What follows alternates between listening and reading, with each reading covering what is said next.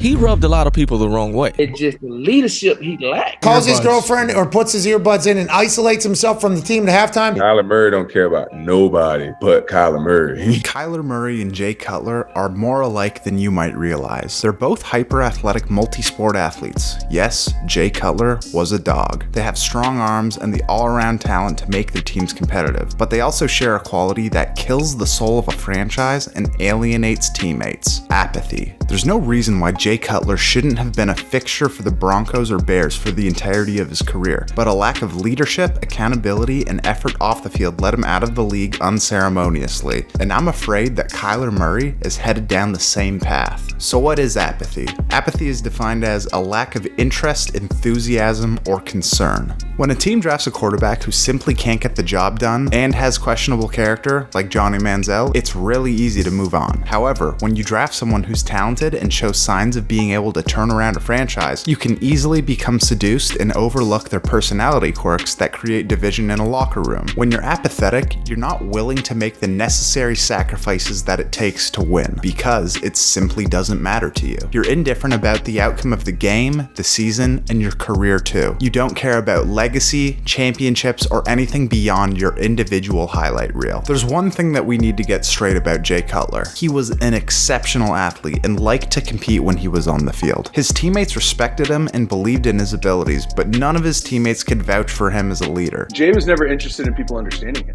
He was never interested in being understood. He was described as aloof and was oddly quiet for a quarterback. His body language was awful too, and he constantly looked annoyed. As a quarterback, you don't have to be Ray Lewis, but the greats, or even the stable franchise leaders, have enough fire within them to give their teammates a word of encouragement and to galvanize a team. As a quarterback, indifference towards the media can be a superpower. I think that if a player like Baker Mayfield adopted this attitude towards the media, it would go a long way in helping his career. But there's something to be said about playing with passion, and passion is something that was completely foreign to Jay Cutler. You also can't be indifferent towards all criticisms of yourself. When it comes from people with merit, like a player or coach, ignoring their feedback is only to your detriment. Cutler threw a lot of interceptions in his time in the league. In his 12-year career, he had only 3 seasons where he threw less than 10 interceptions, and in those 3 seasons, he only played 10 games, 5 games, and 5 games. His career highs for interceptions were 26, 18, and 18. He just made awful decisions in the pocket over and over, and I think that this is mostly related to his off-season work ethic. Why improve if you don't care, and if you don't think that anything's wrong because you don't take anyone else's opinion into consideration? Why bother making the right reads if you don't fear any of the negative consequences? The most controversial moment in Jay Cutler's career came in the 2010 NFC Championship game against Aaron Rodgers on the hunt for his first Super Bowl. The Bears were a serious contender in 2010. They had a stacked defense with Brian Urlacher, Julius Peppers, Lance Briggs, and Devin Hester dominating the return game. Cutler was struggling early in the game, and the Bears were down 14-0. Then, out of nowhere, Cutler was on the bench. The sideline reports were indicating that Cutler had a knee injury, but there was no definitive play where we saw Cutler get injured or where he was carted off or writhing around on the ground in pain. He was just out of the game like that in the biggest game of his career. Caleb Haney replaced him and fought back to lose 21-14. And after the game, there was a media frenzy asking about the legitimacy of Cutler's injury. Basically, the local media felt that he quit on the Bears. And if there's any Bears fans watching right now, let me know in the comments what you think of that. His coaches and teammates did the best to defend him, but at the end of the day, this would be the peak for his time in Chicago and the closest that Jay Cutler would ever get to a championship game. So what about Kyler Murray? How does he fit into the fold? And how does he so closely resemble Jay Cutler? The course of Kyler's career has been a bit more shocking than Cutler's, considering that he was the #1 overall draft pick. And there were signs early on about his attitude and his aura of indifference, especially in his interview with Peter King. Are you going to the combine?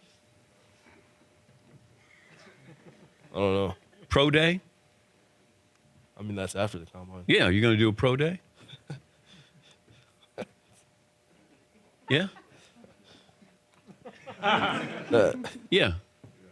I guess if you want to say yeah, I guess yeah. For sure. Yeah. It's okay. You can have a pro day. It's just weirdly cold. And if I'm a front office guy watching that, that's turning me off big time. In his first 2 years in Arizona, Kyler was looked at as the savior of the Cardinals franchise. Arizona had just moved on from Josh Rosen and were in need of a franchise-changing multi-tool talent like Kyler. Much like Jay Cutler, Kyler is an exceptional athlete. His scrambling ability has been the sole reason for some of the Cardinals' wins, and his arm talent is surprising for a guy who looks like he stopped growing in the 6th grade. But even in these early stages, there were questions and whispers about his attitude and leadership in the locker room. Overall, veteran players questioned his ability to lead a franchise. In the 2021 season, Arizona wound up making the playoffs, but got stomped by the Rams. And Kyler's performance left the public with more questions than answers. All season, we had seen him using his legs and being an absolute magician to get first downs, extend the play, but in this game against the Rams, he had 2 rushing attempts for 6 yards. Once again, the rumor mill began churning, and there were unverified reports and rumors that he was refusing to run because he feared getting injured, especially because he'd be eligible for a contract after the season. Why did he not run against the Rams? Second year he's been hurt. He has potentially a big payday coming up. He's not going to put himself at risk.